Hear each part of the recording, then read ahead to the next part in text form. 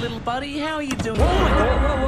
It's a really exciting time to be a Persona fan right now. Not only have there been some pretty good games released this year, there's even more on the way. And given that Persona 6 is officially just around the corner, there's been one question we've all been asking ourselves this entire time. So, who could survive 5 Nights at Freddy Fun, 5 Bears Fun, 5 Nights at Freddy? Did you guys actually think I was done talking about bears? Motherfucker, I was just getting started. We've already gone through great lengths to discuss the implications of the Persona cast facing off against a wild grizzly bear. But so many of you asked me to up the stakes. And with such an obvious loose thread hanging, I decided it was time to hop back in the saddle, break out the pen and paper, and put this to rest once and for all. So let's set the scene. 5 children have just been reported missing after attending a new local pizzeria joint located in town in Japan. And all of our funny high schoolers and their meddling dog are on the case. Each of the little freaks find themselves taking a security job at the restaurant to look for clues, unaware of what they got themselves into. For simplicity's sake, we are going to say that all of these characters are getting thrown in the FNAF 1 office up against everyone's favorite cast of characters, Fred, Johnny, Jeep, and Foxy. Also, it should be known that when I am crunching the numbers here, these are all under the assumptions that none of these characters have any powers or weapons at their disposal. They've got a flashlight, wall of cameras, 2 doors, and whatever is scattered around the pizzeria that they can use. So let's find out exactly who's surviving the night and who's getting Markipliered. So, and as an added layer of excitement, we're also going to be totaling up how many kills each of the animatronics get throughout the video. So make sure to leave a comment locking in your guess on who lives, who dies, and which Freddy is the most fun bear. Without further ado, hey there, my name's JoeFredrick. I ask the questions that no one is stupid enough to think of. And this is the Persona FNAF Royale 2024.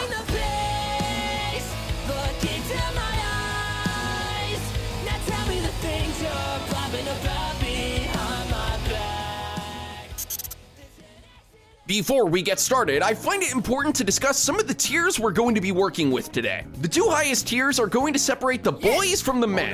While there are of course going to be characters who I think could get through the titular 5 nights, there are also going to be a handful that I think could do so well in this scenario, they might just make a hobby out of it. Following those up are the Nights 3 and 4 tier. These are characters who I think could do a decent enough job to get it together for a few nights, but for one reason or another end up choking near the home stretch. Then of course we've got the League of Losers tier. These are characters who just absolutely squander their chances of surviving. This could either be from a lack of competence, general fear of the situation, or an inflated ego.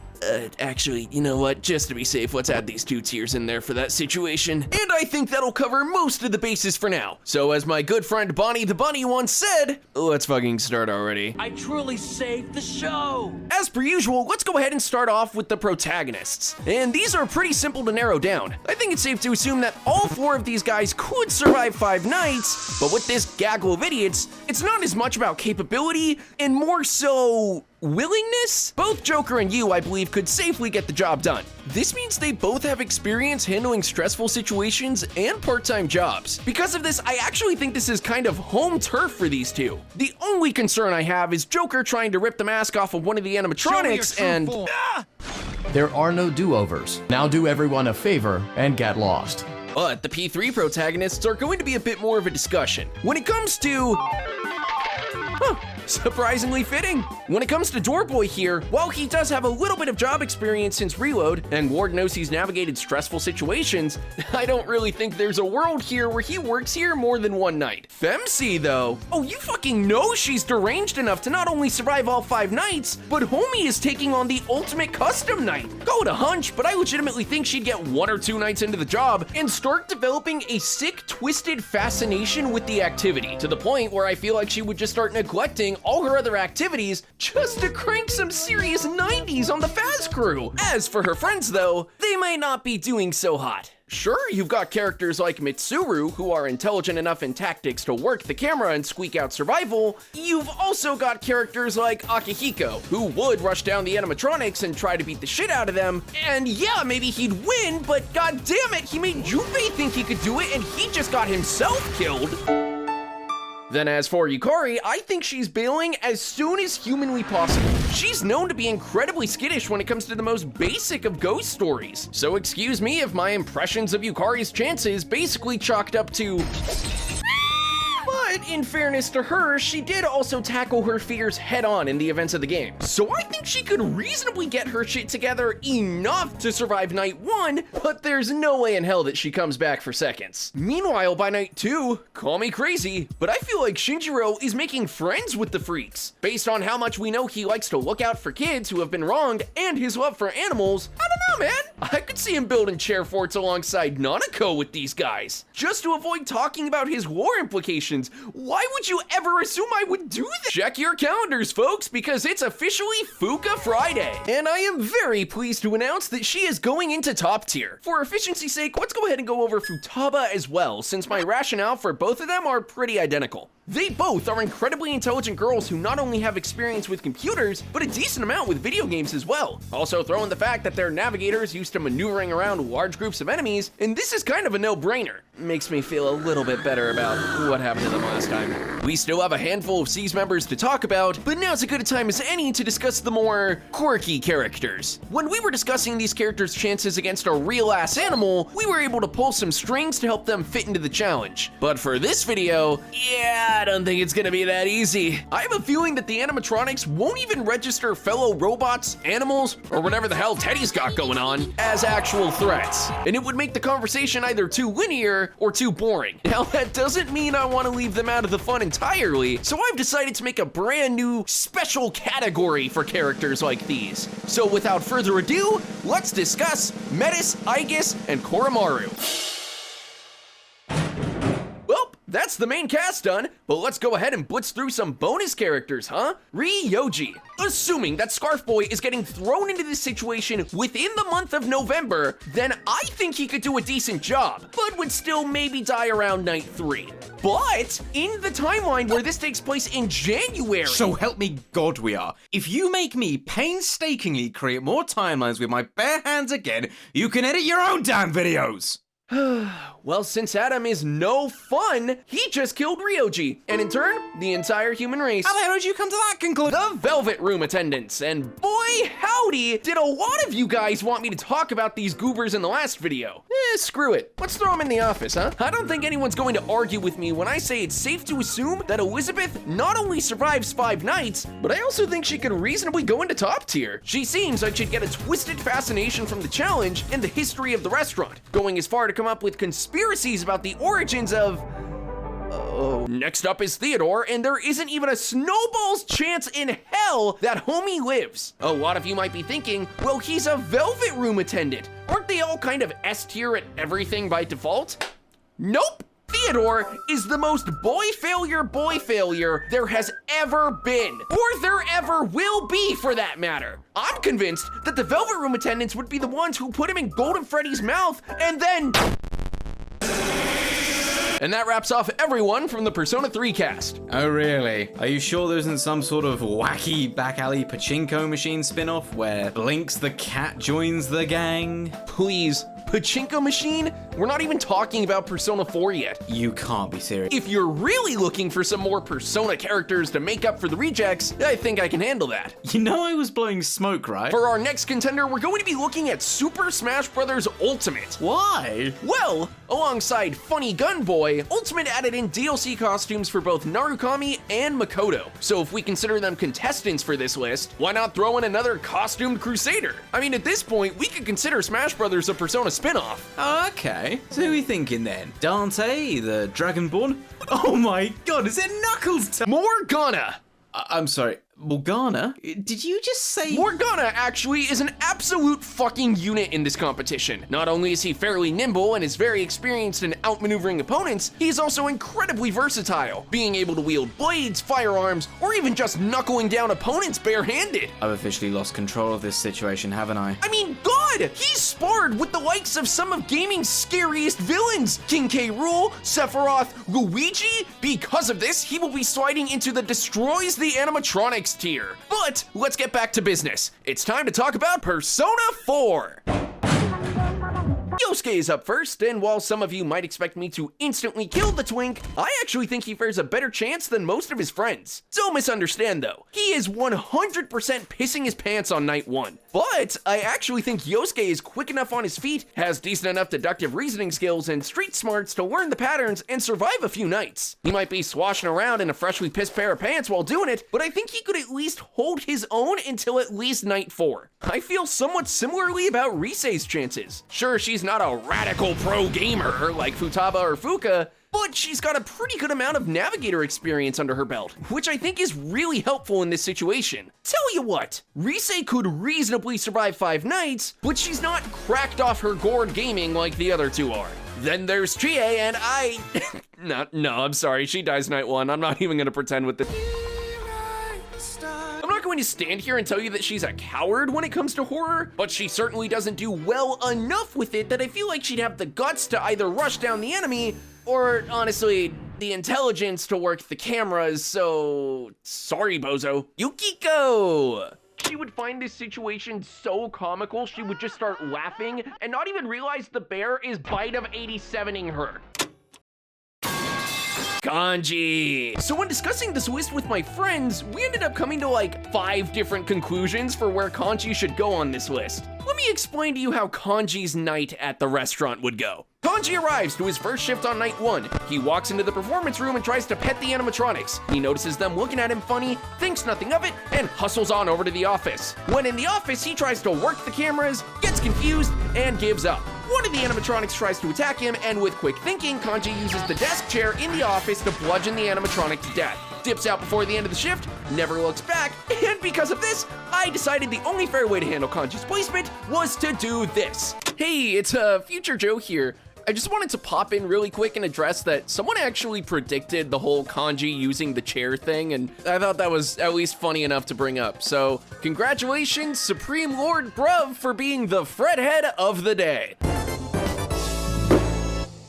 If you want a chance at being the Fredhead of the day in one of my latest videos, consider subscribing. I make dumb content and I've got a lot more of it coming. I'm also on Instagram and Twitter, if anyone uses those platforms anymore. Please, I want followers to vindicate this decision in my life. Anyways, enough shilling. Where was I? All right, this one's gonna sound kind of stupid. Adachi befriends the animatronics, but not in the same wholesome way that Shinji and Nanako do. I think he does the William Afton shit from the movie and is ordering these kids around via hieroglyphs. Why don't we just cut our losses and get out of here? Idol Girl. Sho Minazuki. This dude would... It's time to wrap off the Persona 4 cast, and I think it comes to nobody's surprise that I think Naoto could go into top tier. Her intelligence and analytical abilities would allow her to perfectly speedrun the game with power to spare. And like how we lumped together Futaba and Fuka, I don't think it would be too crazy to throw Akechi into this section as well. Also, this is probably just my Goro Akechi brain rot talking, but the whole missing children's incident and the hunt for William Afton feels like the kind of thing that Akechi would be actively investigating in his free time. So between that hunch and his capabilities being pretty on par with Naoto's, he's going to be sliding right next to her into top tier. Look at all the girl bosses representing in the highest tier. What an honor! Speaking of girl bosses, Margaret and Marie. When it comes to the former, I fully believe she has the same capabilities as Elizabeth, but she doesn't get the same kind of twisted fascination her sister does. She probably clocks out around night 5 and moves on to her next task. Then for Marie, she probably just gets kind of bored or maybe even annoyed with the situation and ends up leaving before the end of night 1. She had all the fun she needed for the week when she watched Theodore. Now that we've cleared out the Persona 4 roster, it's time for our bonus character segment. You know, I wasn't complaining about us having less characters this time. I actually was quite fond of it. This time around, we are going to be looking at the 2018 gem that is BlazBlue Cross Tag Battle. And while it might be funny to throw in Hyde, Ruby, or a fucking Panzer tank, I've decided it would be the most silly to throw in Ragna the Blood Edge. Are you joking? Isn't this guy like a fucked up Grim Reaper? Doesn't this seem like an unfair fight? You'd think, but according to these notes I wrote, it turns out this dude's right hand is considered a weapon. And based on the rules of the video, we can't have him using that. So, between us chopping off his arm, dumping him in the security room, and his screams of anguish, I think the crew could make quick work of him. What do you think? What is actually wrong with you? Well, I don't do my iconic victory dance for nothing. Okay, I guess just this once I can do it for nothing. Ew, ew, ew. All right, Persona 5 time. And immediately, Ryuji, I'm so sorry, buddy. I promise we'll make a video where you get to pull out a win eventually, but this is super not that video. Given Ryuji's brash and reckless nature, I don't see a world where he doesn't rush them head on and get instantly laid out. If it makes you feel any better, champ. What? I already said we weren't going to be talking about Morgana. The chances aren't looking good for the Phantom Thieves early on, so let's go down the list, and immediately, I don't think An or Haru are going to pull through either. As much as I'd love to give a comical reasoning with accompanying visuals and maybe a quick quip from Adam, Fuck off. I kinda just have nothing to say about either of them in this context. Neither of them are particularly intelligent or have niche skills that could come into play in this highly likely and realistic scenario, so, sorry? Alright, well surely Makoto Nijima will bring the gang a win, right? No, not really, no. Like with Kanji, my friends and I had a pretty intense debate about Makoto and if she'd have the ability to lock in. The arguments mainly consisted of one half of the group vouching for her navigator experience, her basic intellect, and her physical physique being more than enough to squeak out a victory, while the other half of the group was arguing that she would die immediately due to fear. If Makoto was going to fall down and cry when getting scared by Futaba, a 15-year-old girl in the dark, in the middle of the day, when she has friends with her, I don't think there's any chance she composes herself in time to avoid being cheeked up. Also, she is canonically admitted to being afraid of the dark in her Mementos interactions. So even if she does get her shit together enough to work the cameras, I think she's gonna go a little too hard on the lights and deplete her power way too soon. Lord help the gang if Yusuke is their saving grace. So the thing about Yusuke is that I don't think he clears all 5 nights by any means. What I do think is that he at least makes it to night 3 or 4, simply because homie needs the paycheck. He'd put up a valiant fight, but I think what ultimately does him in is rifling around in the kitchen trying to find some grub before one of the animatronics gets the jump on him. Yoshizawa with no first name specified, you're our only hope. So our favorite acrobat here actually has a few things going for her. She's got a pretty decent pattern recognition score, and we know her reflexes are top notch, but unfortunately, I just have this feeling that she'd either crack under pressure or is just a bit too naive to clutch out all 5 nights, scoring her placement kind of around Yusuke.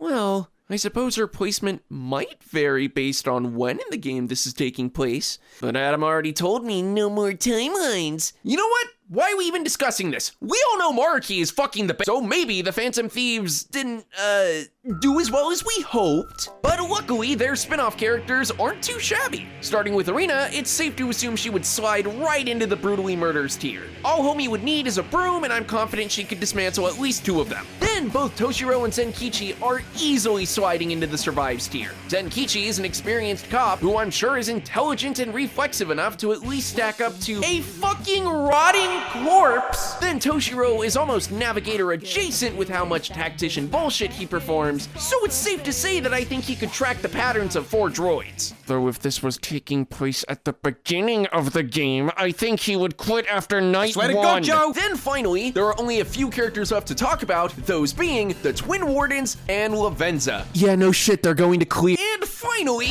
we've covered all of the main Persona characters. Oh, are you sure there isn't any last-minute characters you want to throw into this clusterfuck? Nope. Honestly, I think I've run the well dry. You serious? Yup. Thank God. I was afraid you were going to bring up Persona 5 Shuffle, some wacky spin-off. No, that would be... wait. Persona 5. Joker. Joker Enforces. Buddy? Sonic. Sonic Sega. Sega Monkey Ball. Kiryu Monkey Ball. And here we go. Oh my God, Adam, we have to talk about Kiryu. So let's not beat around the bush here. Kiryu has max stats across the board. Not only could he beat the shit out of literally every Persona character at once, but he's done just about every kind of job, hobby, or activity you could think of. So the question then becomes, do we think he's handling this job traditionally or absolutely dismantling everything in sight? After some careful deliberation, I ultimately decided that Kiryu would survive all 5 nights through peace as opposed to violence. Yes, while the visual of Kiryu going absolutely sicko mode on Freddy Fazbear is hysterical, trust me, I would have loved to make Adam painstakingly animate that. I believe he could gather enough information by night 2 to deduce that these robots are being possessed by children, and I think he'd kind of sympathize for them. And in a surprising twist, actually be the hero of this story and help set their spirits free once and for all. The Dragon of Dojima is known for many things, folks, but half-assing a job is certainly not one of them. So at the end of our little social experiment, it wasn't a depressed teen with some serious mental trauma that was going to give our kindred spirits a happy ending. It was a washed-up 30-year-old Yakuza with a terrible sense of fashion all along. Now, before we wrap up the show for today, folks, we have our final kill counter to keep track of. So let's go ahead and take a look at that now.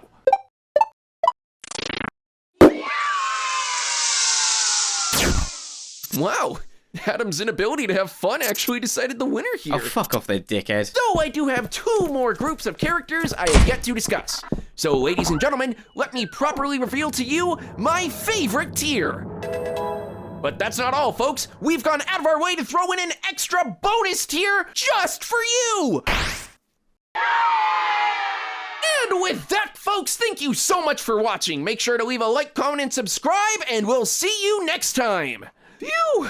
Let's hope the Persona 1 and 2 fans don't see through my clever ruse to hide the fact they still haven't played their games. Adam, please tell me you reinforced the door after last time.